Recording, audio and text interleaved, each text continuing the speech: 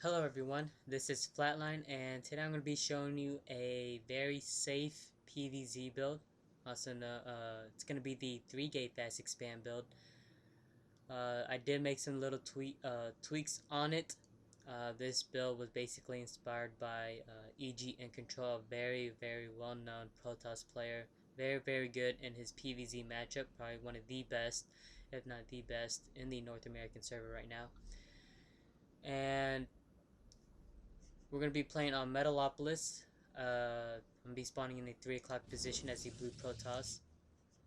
And in the 12 o'clock position, we're going to be facing a Zerg player known as IceXQB, playing as the red Zerg. A little update on me. Sorry about the videos, haven't been keeping up with them. I've just been really busy. The 8th of March was actually my birthday, so I just been busy with families and friends, going out, and I just had like massive headaches this whole week from it. So I turned 20, so yeah. If anybody was wondering. So you saw me, I did do a 9 Pylon then Scout. You want to do that against Zerg generally. 9 Pylon then Scout. You want to put the Pylon near the ramp so you can create that little choke point so Zerglings can't run into your base. I'm going to throw down a 14 gateway and then a 15 assimilator. But I do want to go back to where you saw me rally my probe from my Nexus towards this spot at the 11th probe that's going to be coming out. You want to be going over here. This is when the Overlord's going to be meeting this spot right here, and you're going to be able to see that. And if you see an Overlord over there, you already know their spawn positions, and you can go straight towards there. You saw me right when this assimilator was about to be done. I'm going to throw down the other assimilator. This is because Zergs will tend to steal this gas, and this 3-gate fast expand build, you do need that second gas very much. And plus, since I'm getting this simulator quicker, I'm going to be able to get a Sentry and start my research on my Cybernetics Core ASAP. You do see I did throw my Cybernetics Core far away from the choke point because he's actually blocking it, so I'm not going to be even trying to do that. He does go for a 15 hatch, he's getting his pull up. So see, I don't really have to worry about my choke point right now. Whenever it's done though, whenever the spawning pool is done, as I see right now, that's when I'm going to throw down my gateway. You see I throw my gateway down right there. And you see I could be chasing this this drone whenever I want to, because the Zerglings are not going to be coming out anytime soon.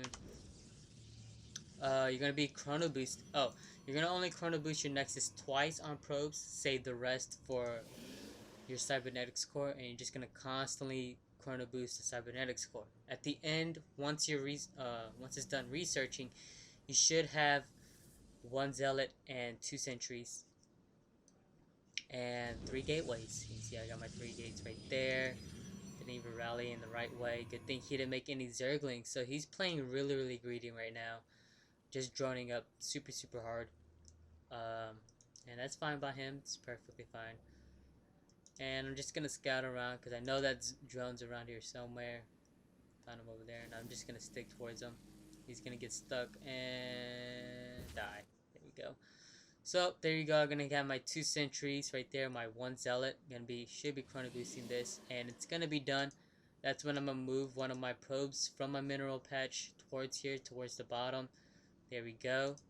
And I'm gonna be throwing down a pylon shortly, just because I'm about to get supply block. And a forge soon. You also see I'm gonna immediately start my hallucination.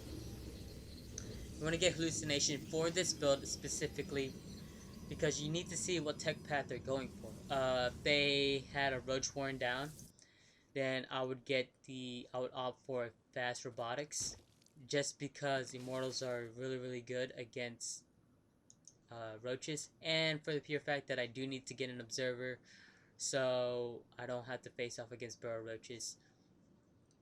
But if I don't see any roach warren, then I don't really need to get that robo down whatsoever, and I can just stick to my gateway builds. So you're going to see I'm going to throw down 2 more gateways, so I'm going to have 5 more gateways, and I'm going to be constantly making a lot of sentries. I'm going to have more than 8 sentries. That's the difference with the build of In Control's in mind. I have more than 8 Sentries, and I'm also going to get Hallucination from them. And I Chronoboost my Cybernetics Core constantly. And whenever you get that work gate research, it's going to give you that safe feeling that you can expand early. Definitely when you're facing a 15 hatch. Don't have to worry about any early super aggressive pressure from speedlings or roaches whatsoever. And once this is done, I'm able to scout with my phoenixes. I'm going to look around. Scout, see an Evo chamber being used. See the spawning pool. See the baneling nest. Don't see the hatchery though. But I do see the baneling nest. I do see the Evo chamber. So I know he's going to be going for some type of mutiling type of action. That's what I'm guessing on. Right now I'm guessing on mutiling. I'm going to get these 5 work gates. And because I see this mutiling, I'm going to be getting a lot of Zealots and a lot of Sentries. Zealots do really good against Zerglings. Definitely on with +1 upgrades. And that is why I'm getting the Forge after my 5 gateways. So I get that +1. And then controls build. Usually he gets the 4th gate and then he makes a Forge. I like to go 5 gates, then the Forge. You don't really need that Forge that early. Definitely when I scouted that he didn't have a Roach Warren, so I was pretty much safe from any kind of burrow action that he was going to do. And I'm going to be moving out. This is going to tell him to actually build Zerglings as he is right now. Don't want him to keep on droning as hard as he was before. So you look at the units tab, he has 48 drones in 9 minutes in game. That's very fast for anybody that doesn't know that. And you can see this is another good tip for y'all. Whenever you have a lot of sentries, you want to be moving up against the wall if you can, like right here, because you can force field here and here, and they can't really be attacked by sentries. And now I'm going to be start warping in some stalkers because I saw the baneling. You don't really want to engage with your zealots. I mean, the zealots could take damage, but to be more effective, you could just force field around your army and just use your ranged units to take them out. You should be fine. See, I got that forge quite early so I could get that +1. I'm gonna also get this cannon just for delaying some kind of attack from Zerg. That way I can warp in units. You see this little small choke point right here. I can warp in units there. I can warp in a Zealot right here just to make sure they don't run around towards my base. And I'm also going to be sending a probe out soon. So I can put a pylon here. Though I have a pylon here. I'm not sure why I do that. But I'm going to put a pylon there and a pylon here. You want to be putting pylons going from your base toward the path that you are taking to go towards his. Just because if you see that you cannot beat his army, you don't have to warp in the units right here, right in front of him. You can retreat with your units back here in the mid area, and warp in from here or here, and you should be fine. And you can re-engage in the middle. So right when +1 is done, I'm gonna be getting the ground armor. Should be making that into a warp gate soon. And it looks like he was going for drops, so baneling drops. So he was going for the Aquanda build. It's been very famous now. And basically you just stay on Zerglings and banelings for a very long time. And you use the baneling drops to kill off the Protoss tremendously. Definitely the Sentries specifically, so your Zerglings could get around and surround your units. But I will be fine. I have a lot of stalkers to take out these banelings. I do have a lot of sentries to force field around it. And I have a lot of zealots to take damage and to do damage against the Zerglings. Definitely with +1. Takes one less slice to take them out. So I'm going to poke over here. Poking prod. I saw a lot of spine crawlers over there. So I'm going to be backing off. And here's the little engagement. This is where the banelings come in handy. He does kill all my Zerglings. I mean all my zealots. But look how much he lost. If you look at the units tab, he lost a lot more resources than me. And this is where the sentries are worth their weight in gold, man. They're really strong. I do have one almost dead, but that's about it. And I have a bigger army than him. I think, nope, actually smaller than him. Not sure where all of it is, but there he is. Most of it is probably Zerglings. And here we go. He's gonna be coming over here. Do lose a couple of my sentries, unfortunately, but I did not lose all of them.